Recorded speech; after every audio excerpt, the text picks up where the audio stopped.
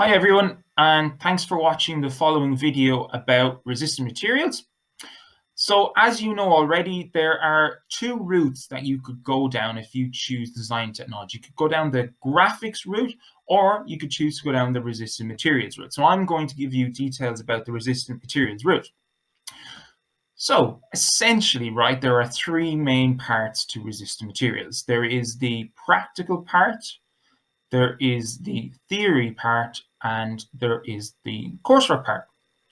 So I'm going to give you an outline of those three parts, and hopefully after watching this video, you will be really psyched up to choose resistant materials. So what will I be learning if I choose to do resistant materials? Well, like I said, theory is a big part of what we do. So we would be learning about all sorts of things from how nuclear power stations work, the different properties of materials, papers, metals, boards, plastics. We'd be learning about different forces, different mechanisms. We would learn about different designers. We will learn how things work. We will learn how to use different equipment, different tools, different machinery. And you can see one of the things that we do like to use, we like to use the 3D printer. And for 3D printing, we normally develop our designs in CAD, so SolidWorks or SketchUp, and you might have used a few of those at Key Stage 3 already. We do a little bit as well around design, in fact, quite a good bit around design as well, so sketching various things. But essentially, you'll be learning about a whole range of stuff in the engineering world. So you can see over on the left, there's modern materials that we learn about, stuff like carbon fiber, and obviously, like I said already, more traditional types of materials as well. It's not all theory, don't worry. A lot of it is going to be practical work as well. So when it comes to the practical side of things, we'll obviously learn about how all these tools work, how the machines work, how to use them safely, and we get to make a whole variety of stuff over the course of the 3 years. So normally what I try to do is we maybe do one lesson of theory every week, and our second lesson every week, because we have two lessons every week, our second lesson would always try to be a practical lesson. So we'd always have a project on the go through year 9, 10, and 11. And we tend to do sort of two big projects and one small project every year. So here's just a range of the different tools and stuff you could use, different machines you could use, the pillar drill, the disc sander, the Hegna saws, and with chisels and all that sort of stuff. So we would learn how to use all of that. So here's some of the things that you will be making if you choose to do resistant materials. In year 9, one of our first projects is a desk tidy project.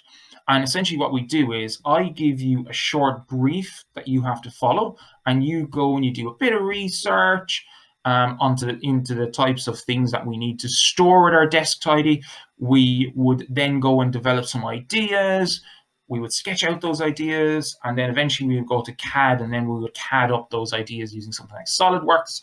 And then once we were happy with our final design, then you would actually get to make your final design. And you can see some nice examples there of what people have done, some ones using plastic, and a mixture of wood and some other materials, sometimes metal and stuff as well in different places.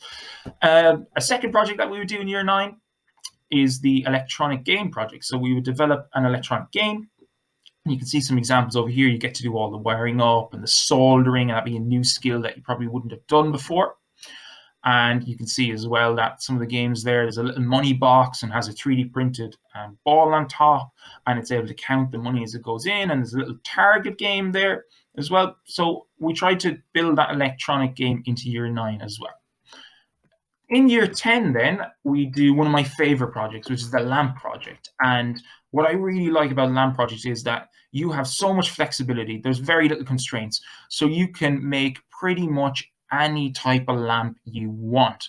And what we end up getting then is a whole range of different lamps, some really cool looking lamps, and people really pushing the boat out on what they do. You can see that there's lamps here that have been made. There's one there in the shape of a guitar that's been made with bent plywood that looks really cool. And we do a lot of that bent plywood because you get some really nice, interesting organic shapes from that. And we have some designs over on the right-hand side here as well that were made predominantly of acrylic, so plastic, and we can put the lights in the plastic, and we can get this kind of cool thing called total internal reflection going on where the lights shine out in different directions. We get different styles and designs and stuff. And then as well in year 10, it's a really good opportunity to get to use some additional materials that we wouldn't normally use. So we get to do a bit of metalwork. And metalwork's really, really fun because essentially it involves using heat to melt these big, great bars of metal down, and we make tiny little pieces of jewelry out of them. So you come up with your design, you make a mold, you heat up the metal, you pour it in, and then once it's cooled, you will polish it all up and you'll be left with this really nice shiny thing. And you can see here that some people decide then to take it a little bit further and add paints and stuff onto it. So you end up with these really nice looking pieces of jewelry at the end. It's also an opportunity to go back and do some more traditional things as well. So sometimes we go and we make some like furniture. So this was a little flat pack furniture project that we did, and over on the right hand side there as well we have a little 3D printed USB stick project that we did as well. So then year 11 is the big one. Year 11 is when you start on your major coursework. So like I said, coursework is a big part of what we do. So at the end of year 10, so sometime around June or July, that's when we normally start our coursework. And essentially, you are given a problem to solve. And you will spend all of year 11, most of year 11, up until about April time, when our coursework gets submitted, you will spend majority of year 11 working towards coming up with a solution for that problem. And then you will physically make something that tries to solve that problem. And here's just a range of things that people have made over the years for different things. And because everybody is trying to solve a problem, all of the projects, they all come out very, very different. So we end up with a lot of different designs. And you have a lot of freedom and scope to pretty much come up with whatever sort of interesting designs you want. So I'm going to give you just a brief overview of that coursework, a little bit of a snapshot of what it looks like. And so what we have here is, here's some pages that I've taken from a piece of coursework. And normally it's about 20 to 25 pages.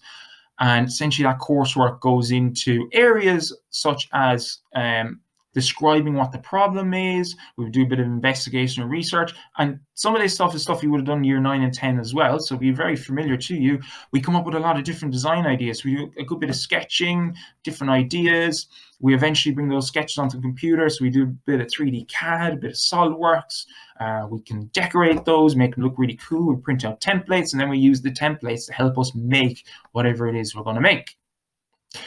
So, like I said, you have the theory side and you have the coursework side and the practical side. So the coursework and the practical go together, and then the theory is separate. So your exam, you would have a 2-hour exam. It's worth 50% of your overall grade, and obviously it covers the theory that we would have learned over the 3 years.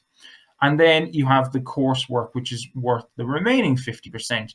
And obviously in that coursework, then you have that coursework folder that I just talked about. And then you have the practical, actually physical making of the thing as well that you get graded on. And what I've tried to do here is I've just given you a brief outline of some of the things that you could do, some of the possible future careers that you could do based off design and technology. And some people that would have chose this subject at GCSE in previous years would have gone on to study D&T as well at A level, or they would have gone on into different careers, different colleges or apprenticeships as well based on design and technology. And here's just an overview of some of the things that you could do with design technology. Hopefully I've given you a bit of an insight, a bit of an idea as to what resistant materials is about. If you do have any other questions, please do contact me at that email address on the screen, and I'd be absolutely happy to help you out as well.